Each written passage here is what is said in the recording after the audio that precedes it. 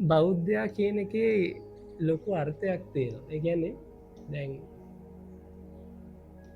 අපිට නිකම් බෞද්ධ වෙන්න බෑ. නිකම් මහාන වෙන්නත් බෑ.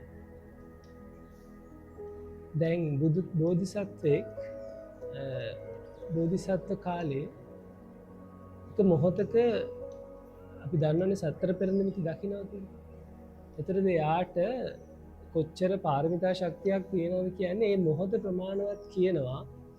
එයාට යෞවන මදේ, ආරෝග්‍ය මදේ, ජීවිත මදේ කියන තුන එතනදී අතහැරෙනවා.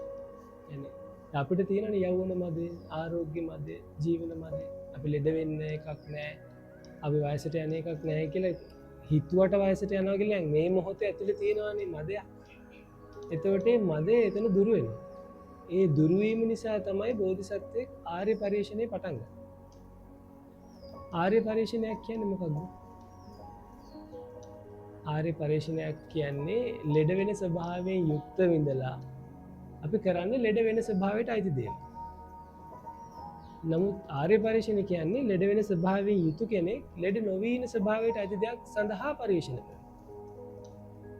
මරණ ස්වභාවයෙන් ඉන්න කෙනෙක් මරණය අභිභවායාමයේ අරමුණෙන් යම් පරිශ්‍රණයක් කරනවා. අපි මරණය තුල ඉඳගෙන හැබැයි කරන්නේ මරණයට අදාළ වෙන දේවල්ම තමයි. වයසට යන ස්වභාවයෙන් ඉඳලා අපි කරන්නේ වයසට අදාළ වෙන දේවල්ම තමයි වයසට යන. ආර්ය පරිශ්‍රණයක් කියන්නේ ඊට ප්‍රතිවිරුද්ධ දෙයක්. ආර්ය පරිශ්‍රණ සූත්‍රය කියවලා ඇතිනේ නේ. කියවලා තියෙනවා නම් දන්නවත් ඇති. ඒතර ආර්ය පරිශ්‍රණයක් කරන්න බෝධිසත්වයේ යම් මොහොතක පටන් ගත්තා. ඒ පටන් ගත්ත වෙලේ ඉඳලා උන්වහන්සේගේ යම් ආකාරයකට තියෙන පාරමිතා ශක්තියත් එක්ක එතන ක්‍රියාත්මක වීමක් වෙනවා. වෙලා යම් දවසක මේ බුද්ධ ශාසනයට අයිති දෙයක් මේ පොදුවේ බුද්ධ ශාසනයක යම් දවසක උන්වහන්සේ ආර්ය පරිශ්‍රණය නිමා කරනවා. ඒ කියන්නේ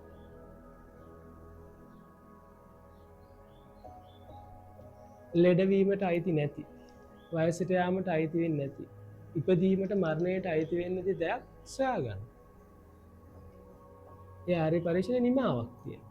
ඒතර බෝධිසත්වයේ යම් දවසක ආර්ය පරිශ්‍රණය නිමා කරාද සාමාන්‍යයෙන් පරිශ්‍රණයේ අවසානයේ මොකද ලැබෙන්නේ? ඕනම් පරිශ්‍රණයක් අවසානයේ මොකද ලැබෙන්නේ?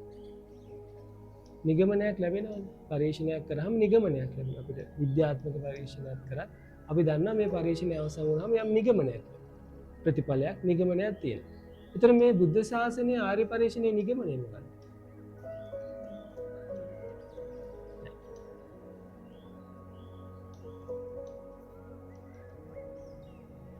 ඔයගොල්ලෝ දන්නවා? නෑ. බුදු කෙනෙක් මේ ලෝකෙට කියන්නේ මුලින් මොකද්ද? ඒක තමයි ආර්ය පරිශ්‍රණයේ නිගමනය. චතුරාර්ය සත්‍ය. ආර්ය සත්‍ය හතර තමයි ආර්ය පරිශ්‍රණයේ අවසන් නිගමනය. උන්වහන්සේ සංසාරයක් පාරමිතා ධර්ම පුරලා යම් මොහොතක මේ ආර්ය පරිශ්‍රණය ආරම්භ කළා ඒක නිමා කරනවා නම් ඒ කියන්නේ ආර්ය පරිශ්‍රණයේ ප්‍රතිඵලය හොයාගන්න. ඒ තමයි චතුරාර්ය සත්‍ය. ඒක තමයි ආර්ය පරිශ්‍රණයේ අවසන් නිගමනය. ඒතර ඒකේ තියෙන්නේ මේ සංසාර ගමනට මේ දුකපත් වීමේ යථාර්ථය පිළිබඳව සහ ඒකෙන් මිදීම ගැන. ඒතර ඕක හොයාගත්තට පස්සේ ආර්ය පරිශ්‍රණය අවසන්. එතකොට ආර්ය පරිශ්‍රණය අවසන් කරාට පස්සේ තමයි ඒ බුද්ධ ශාසනයක් පටන් ගන්න. එතකම් බුද්ධ ශාසනයක් නැහැ. එතකම් ඉන්නේ ඔක්කොම ගවේෂකයෝ. එක එක වෘත්ත සමාදන් වෙවි, එක එක සංන්‍යාසීන් විදිහට, එක එක විදිහට විමුක්තියක් හොයාගෙන ගවේෂණය කරන අය තමයි ඉන්නේ. ඒ අතර තමයි බුදු කෙනෙක් පහළ වෙලා ඒ විමුක්ති මාර්ගයේ ආර්ය පරිශ්‍රණය නිමා කරලා නිගමනය හොයාගන්න. නිගමනය යම් දවසකට හොයාගෙන බුදු කෙනෙක් ඒ නිගමනය ලෝකයාට දේශනා කරන්න පටන් ගත්තට පස්සේ ලෝකයාට එකක් නතර වෙනවා. මොකද්ද?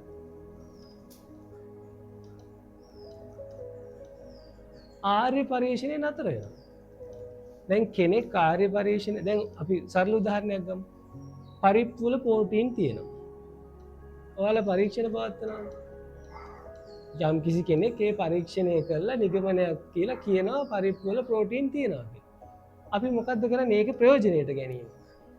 ආහාර වශයෙන් අපි ප්‍රයෝජනෙට ගන්නවා. ඉතින් ලෝකේ යම් විද්‍යාඥයෙක් යම් පරීක්ෂණයක් කරලා නිගමනයක් කරලා ලෝකයට ඒක ප්‍රකාශ කරාම අනිත් අය කරන්නේ ඒක ප්‍රයෝජනයට ගැනීමක්. ඒ නිගමනයේ ප්‍රයෝජනයට ගැනීම. නැවත පරීක්ෂණ කරන්න යන්නේ නැහැ. ඒක ස්ථිර නම් ප්‍රයෝජනයට ගැනීම.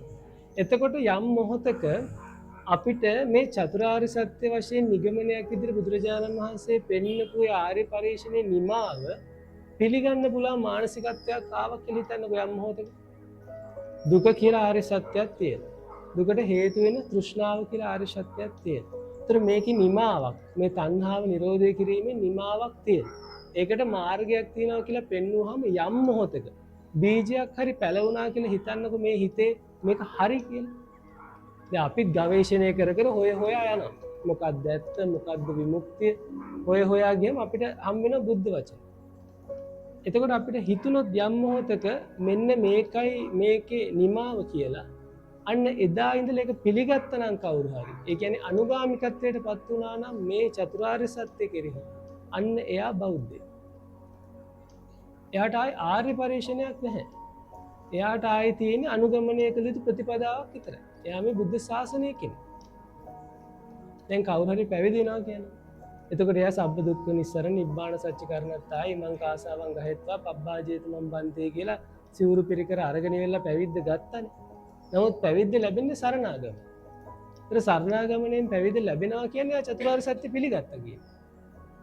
එයා චතුරාර්ය සත්‍ය පිළිගෙන පැවිදි වෙලා නැවතත් ආර්ය පරිශ්‍රණය කරනවා නම් ඒ කිනා පැවිදි නැහැ. ඒ බුද්ධ ශාසනයට අයිති නැහැ. එයාට ආර්ය පරිශ්‍රණයක් අයිති නැහැ. එයා එහෙනම් ඉස්සෙල්ලා පැවිදි වෙන්න කලින් ඒ පරිශ්‍රණය කරන්න ඕනේ.